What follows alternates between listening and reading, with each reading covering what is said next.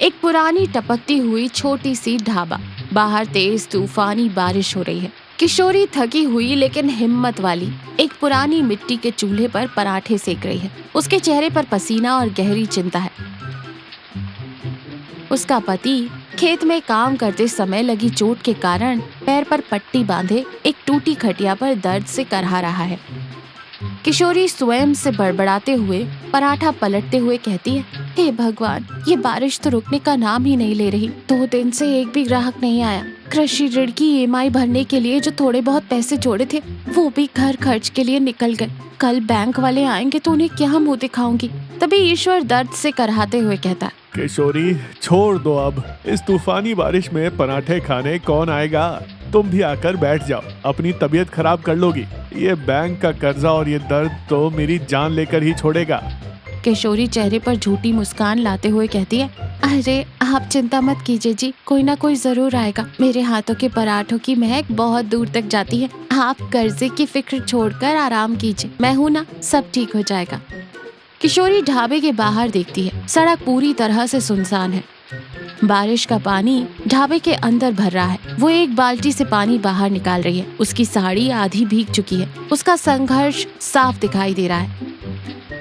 किशोरी खुद से कह रही है, अगर आज कुछ नहीं बिका तो कल के लिए आटा कहाँ से लाऊंगी? बैंक की किश्तें कैसे भरूंगी? हे राम, कोई तो रास्ता दिखाओ। अचानक एक महंगी कार ढाबे के सामने आकर रुकती है। कार का टायर पंचर हो गया है। कार से एक सेठ देवधर बाहर निकलता है। वो बारिश से बचने के लिए दौड़कर किशोरी के ढाबे में आता है।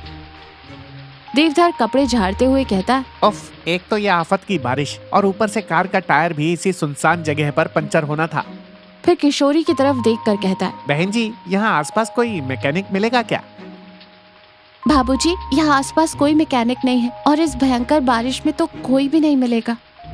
देवधर निराश होकर एक टूटी कुर्सी पर बैठ जाता है। अब क्या करूँ, मुझे बहुत जरूरी काम से बाहर जाना था। अचानक उसे पराठों की खुशबू आती है। ये खुशबू कैसी है? मैं पराठा बना रही हूँ बाबूजी, आलू और प्याज के गर्मा गर्म पराठे। क्या आप खाएंगे? इस बारिश में आपको अच्छे लगेंगे। देवधर भूख महसूस करते हुए कहता है, ठीक है, ले आओ, सुबह से कुछ नहीं खाया। किशोरी देवधर को एक साफ प्लेट में 2 गरम पराठे और चटनी देती है। देवधर एक टुकड़ा खाता है और उसके चेहरे पर आश्चर्य और आनंद के भाव आ जाते हैं। वाह, क्या स्वाद है। ऐसे पराठे तो मैंने शहर के बड़े बड़े होटलों में नहीं खाए। इसमें क्या मिलाया है तुमने? किशोरी मुस्कुराते हुए कहती है, कुछ नहीं बाबूजी, बस थोड़ी सी मेहनत और अपनापन मिलाया है। देवधर एक और पराठा मांगते हुए कहता है, एक और ले आओ बहन जी, तुम्हारे हाथों में तो जादू है। बारिश रुक जाती है। देवधर का ड्राइवर टायर बदल देता है। देवधर जाने के लिए तैयार होता है। फिर पैसे निकालते हुए कहता है, ये लो बहन जी, तुम्हारे पराठों के पैसे। और वो 500 का नोट देता है। बाबूजी, मेरे पराठे तो सिर्फ 20 रुपए के हैं, मेरे पास इतने खुले पैसे नहीं हैं। देवधर मुस्कुराते हुए कहता है, अरे बहन जी, ये खुले पैसों के लिए नहीं है, तुम्हारे हाथों के स्वाद का इनाम है। वैसे शहर में मेरा एक बड़ा दफ्तर है, वहाँ रोज दोपहर को मेरे 50 कर्मचारियों के लिए बाहर से खाना आता है। क्या कल से तुम उनके लिए पराठे बना सकती हो? मैं तुम्हें इसके अच्छे पैसे दूंगा। किशोरी खुशी के आंसुओं के साथ कहती है, सच में बाबूजी, मैं जरूर बनाऊंगी। आपका बहुत बहुत धन्यवाद। आज आप भगवान का रूप बनकर आए हैं और मेरी सारी परेशानियां दूर कर दी। कुछ दिन बीत जाते हैं। किशोरी का ढाबा बहुत अच्छा चल रहा है। वो रोज देवधर के दफ्तर के लिए टिफिन पैक करती है। उसकी ईएमआई भी अब समय पर भरी जा रही है और ईश्वर के पैर का घाव भी धीरे धीरे भर रहा है। लेकिन ढाबे के ठीक सामने स्वाद महल नाम का एक बड़ा आलीशान रेस्टोरेंट खुला है। उसका मालिक गजेंद्र किशोरी की बढ़ती सफलता को देखकर जल रहा है। वो अपने मैनेजर से कहता है, सड़क किनारे पड़ी रहने वाली ये 2 कौड़ी की औरत मेरे रेस्टोरेंट के सामने ढाबा चलाएगी और लोग मेरे रेस्टोरेंट को छोड़कर इसके पास जा रहे हैं। ये मेरी बर्दाश्त के बाहर है। इसका कुछ न कुछ तो पक्का इंतजाम करना ही पड़ेगा। गजेंद्र एक नीच साजिश रचता है। वो रात के अंधेरे में चुपके से किशोरी के ढाबे में घुसता है और उसके आटे के डिब्बे में छोटे छोटे पत्थर और मिट्टी मिला देता है। अगले दिन किशोरी उसी आटे से देवधर के दफ्तर के लिए पराठे बनाती है। देवधर का दफ्तर। कर्मचारी लंच ब्रेक में पराठे खा रहे हैं। अचानक एक कर्मचारी के दांत के नीचे पत्थर आ जाता है और वो जोर से चिल्लाता है, आउच, मेरे दांत में कुछ लगा। ये क्या है? पराठे में से पत्थर निकलता है। अरे इसमें तो कंकड़ है। दूसरा कर्मचारी थूकते हुए कहता है, मेरे वाले में तो मिट्टी भरी है। ये कैसा घटिया और गंदा खाना है। देवधर गुस्से से लाल पीला होते हुए किशोरी के ढाबे पर आता है। गजेंद्र भी तमाशा देखने के लिए अपने रेस्टोरेंट के बाहर खड़ा है। देवधर गुस्से से चीखते हुए कहता है, किशोरी, ये क्या तमाशा है? तुमने मेरे कर्मचारियों को कंकड़ और मिट्टी में मिले हुए पराठे खिलाए। तुमने मेरा विश्वास तोड़ दिया। किशोरी रोते हुए और हाथ जोड़कर कहती है, बाबूजी, मेरी बात का विश्वास कीजिए, मैंने ऐसा कोई काम नहीं किया। मैं हमेशा अपने खाने में पूरी सफाई रखती हूँ। मुझे नहीं पता ये सब कैसे हुआ।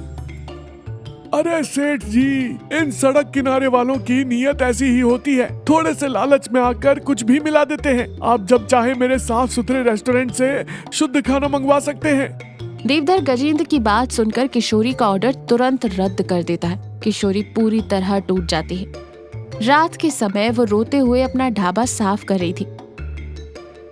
तभी उसे आटे के डिब्बे के पीछे एक महंगा लाइटर मिलता है। वो लाइटर गजेंद्र का है। किशोरी लाइटर को ध्यान से देखते हुए कहती है, ये लाइटर, ये तो वो स्वाद महल वाले गजेंद्र बाबू का है। इसका मतलब ये सब उसी की रची हुई साजिश थी।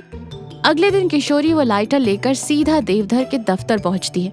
देवधर उसे देखकर भड़क जाता है। तुम यहाँ क्या कर रही हो? मैंने कहा था ना, मुझे तुम्हारी शक्ल नहीं देखनी। किशोरी शांत लेकिन दृढ़ स्वर में बोलती है, बाबूजी, मैं यहाँ पराठे बेचने नहीं आई हूँ, आपको सच बताने आई हूँ। फिर वो लाइटर देवधर की मेज पर रख देती है। ये लाइटर कल रात मुझे अपने आटे के डिब्बे के पास मिला। ये गजेंद्र बाबू का है। उसी ने जलन के मारे मेरे आटे में कंकड़ मिलाए थे ताकि आप मेरा ऑर्डर रद्द कर दे। देवधर को पूरी बात समझ आती है। वो तुरंत गजेंद्र के रेस्टोरेंट में जाता है।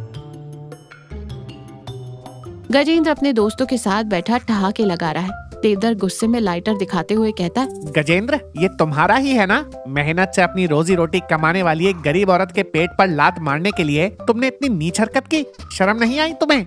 गजेंद्र हकलाते हुए पसीना पसीना होकर कहता है, सेठ जी, आप ये क्या कह रहे हैं? बकवास बंद करो। मुझे सब पता चल गया है। तुम्हारी इस घटिया हरकत के लिए मैं तुम्हें पुलिस के हवाले कर सकता हूँ, लेकिन मैं अपने हाथ गंदे नहीं करना चाहता। आज से तुम्हारा और मेरा कोई लेना देना नहीं है। देवधर वापस किशोरी के ढाबे पर आता है।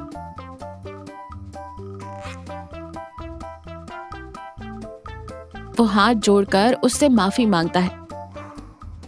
मुझे माफ कर दो किशोरी बहन, मैंने बिना कुछ सोचे समझे तुम पर शक किया। आज से मेरे दफ्तर के सभी लोग तुम्हारे ही हाथों के बने पराठे खाएंगे, और हाँ, तुम्हारे इस कच्चे ढाबे को पक्की दुकान बनाने का पूरा खर्चा भी मैं ही उठाऊंगा।